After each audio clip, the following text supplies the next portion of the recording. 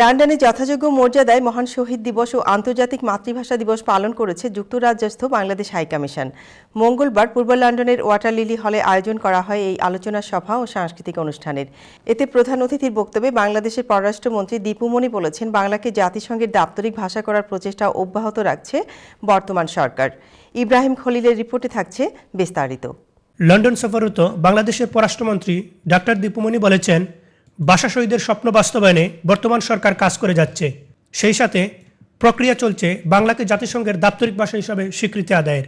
মাতৃভাষা হিসেবে যত সংখ্যক মানুষ সারা বিশ্বে ব্যবহার করে, সেই সংখ্যার হিসেবে বাংলা ভাষার অবস্থান কিন্তু চতুর্থ সারা বিশ্বে।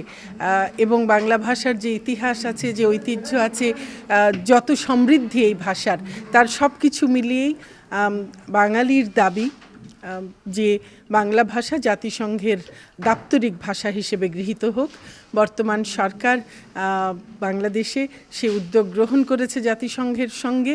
এক্ষেত্রে জাতিসংঘের পক্ষ থেকে ইতিবাচক সাড়া পাওয়া যাচ্ছে বলে দীপুমণি সাংবাদিকদের অবহিত করেন।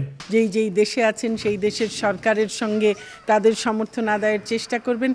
একইভাবে মাতৃভাষা নিয়ে আজকে যে বাংলা আমাদের 21 পৃথিবীর আন্তর্জাতিক মাতৃভাষা দিবস, সেটির কথা মনে রেখেও মাতৃভাষার প্রতি শ্রদ্ধাশীল সকল জাতি, রাষ্ট্র, সরকার সকলেই আমাদের এই প্রচেষ্টাকে সমর্থন জানাবেন। মহান 21শে ফেব্রুয়ারি উপলক্ষে যুক্তরাজ্য বাংলাদেশ হাইকমিশনের উদ্যোগে আয়োজিত আলোচনা সভায় প্রধান অতিথির বক্তব্যে তিনি এসব কথা বলেন। বাংলাদেশের হাইকমিশনার ডক্টর সাইদুর রহমান খানের সভাপতিত্বে এতে বিশেষ অতিথি হিসেবে উপস্থিত ছিলেন সাবেক British MP Michael Burns, London Bangla press ক্লাবের সভাপতি বেলাল আহমেদ।